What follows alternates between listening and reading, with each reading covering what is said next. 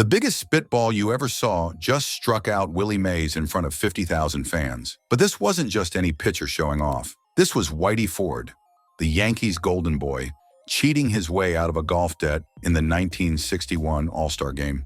And it was only the beginning of a story that would rewrite what we thought we knew about America's most trusted pitcher. Edward Charles Ford seemed like the perfect Yankee, clean-cut, dependable, and deadly on the mound. They called him the chairman of the board because he controlled every aspect of the game with ice-cold precision.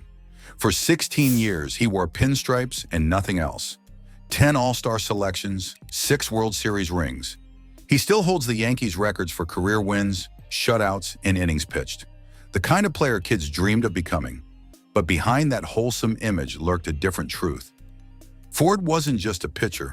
He was a master criminal operating in plain sight, perfecting an art form that would make any con artist jealous.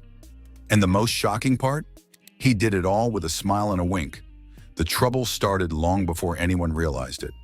While fans saw Ford's devastating slider in pinpoint control, they missed the subtle scratches on baseballs, the mysterious mud stains, the way certain pitches danced through the air like they were defying physics. Ford had turned cheating into a science, and his laboratory was every ballpark in America. His first major crime happened during his peak.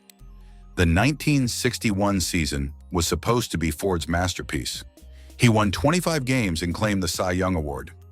Everything seemed perfect until that All-Star game at Candlestick Park.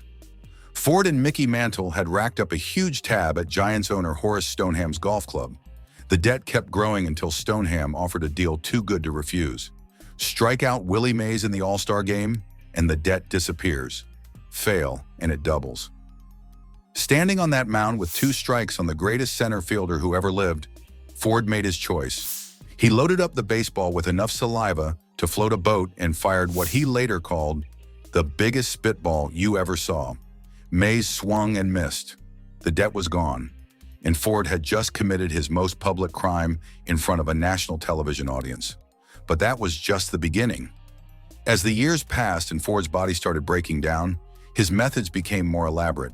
The Yankees were winning, and Ford would do anything to keep it that way. By 1964, his shoulder was screaming in pain during every World Series appearance. A year later, circulation problems in his throwing arm made each pitch feel like torture. In August 1966, doctors cut him open, trying to fix what 16 years of hurling baseballs had destroyed. The surgery failed. His shoulder never recovered its strength. Ford's final season became a masterclass in criminal innovation. A large bone spur had formed in his left elbow, adding to his constant agony. Every time he took the mound, he was battling his own body. But instead of accepting defeat, Ford doubled down on deception. If you want to watch the kind of games legends like Whitey lived and died for, check out Fubo. It's how we keep up with today's pitching aces and maybe catch the next chairman of the board, who hopefully stays on the right side of the rules. The mudball became Ford's signature move at Yankee Stadium. Before games, Yankees groundskeepers would soak a specific area near the catcher's box. During crucial moments, Ford's partner in crime, catcher Elston Howard, would pretend to lose his balance. He'd place his hand holding the baseball directly into the wet mud, coating one side before tossing it back. The uneven surface made the ball dance unpredictably, leaving batters guessing. When the mud ball wasn't enough, Ford turned to hardware. He used the diamond in his wedding ring to gouge deep scratches into baseballs, creating rough surfaces that altered their flight path. The scuffing worked perfectly until an umpire caught him red-handed and issued a warning. Most criminals would have stopped there. Not Ford. His resourceful partner Howard sharpened a buckle on his shin guard and continued the scuffing operation from behind the plate. They had turned baseball into a 2-man crime syndicate, with Ford as the mastermind and Howard as his willing accomplice. The spitball remained Ford's favorite weapon. He would load up baseballs with saliva, creating a slick surface that caused devastating movement. Batters who expected fastballs instead faced pitches that seemed to fall off tables at the last second. Ford's criminal empire operated with shocking efficiency. The Yankees won 6 World Series during his career, and his illegal pitching played a crucial role in many of those victories. He was stealing championships while the baseball world celebrated his brilliance. His final crime scene was Tiger Stadium on May 21, 1967. Ford lasted just one inning, facing only 5 batters before the pain became unbearable. He walked off that mound knowing his 16-year crime spree was over. At 38 years old, his body had finally betrayed him. But the most stunning revelation came 20 years later. In 1987, Ford published his autobiography, Slick: My Life in and Around Baseball. Instead of hiding his crimes, he confessed to everything with characteristic humor and zero remorse. Ford claimed he only started cheating late in his career when declining health forced desperate measures. "I didn't begin cheating until late in my career when I needed something to help me survive," he said. But the 1961 All-Star Game spitball proved otherwise. Ford had been bending rules since his prime, using illegal tactics not just for survival, but for personal gain.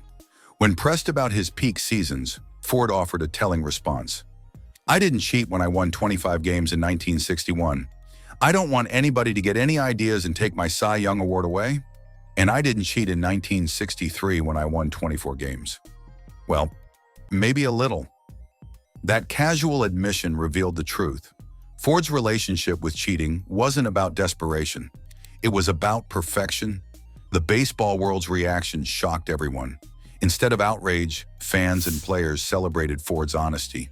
They treated his confessions like charming stories from a beloved grandfather, not admissions of systematic rule-breaking. His nickname Slick took on new meaning, representing not just his pitching style, but his criminal cunning. Modern baseball treats cheating very differently. Players caught doctoring baseballs face suspensions and public shaming. Performance-enhancing drugs destroy careers and tarnish legacies forever. But Ford's old-fashioned cheating gets remembered as part of the game's colorful history. This double standard reveals baseball's selective morality. When Whitey Ford scratched baseballs with jewelry and threw illegal spitballs, he was being crafty. When modern pitchers use foreign substances, they're destroying the integrity of the game. Ford benefited from an era that winked at certain types of cheating while his victims suffered in silence. The truth about Ford's crimes became clearer as years passed. His partnership with Elston Howard wasn't just about friendship. It was about systematic deception that gave the Yankees unfair advantages in crucial games. Every mud ball, every scuffed surface, every illegal spitball potentially changed outcomes and altered history. Ford's legacy survived because he controlled the narrative. His charming confessions and self-deprecating humor turned criminal behavior into entertaining stories. He admitted guilt while avoiding consequences, a trick that would make any lawyer jealous. On October 8, 2020, Ford died at age 91 while watching a Yankees playoff game. Even in death, he remained connected to the team he had served through legal brilliance and illegal innovation. His passing marked the end of an era when baseball's greatest criminals could confess their crimes and still be celebrated as heroes. Whitey Ford's story forces uncomfortable questions about baseball's moral boundaries. If systematic cheating can be forgiven with enough charm and time, what does that say about the game's integrity? Ford proved that in baseball, as in life, it's not just about what you do, it's about how you tell the story afterward. The chairman of the board left behind a complicated legacy, undeniable greatness mixed with admitted deception. Championship rings earned through talent and trickery, a Hall of Fame career built on both legitimate skill and criminal innovation. Ford's crimes may have been forgiven, but they should never be forgotten.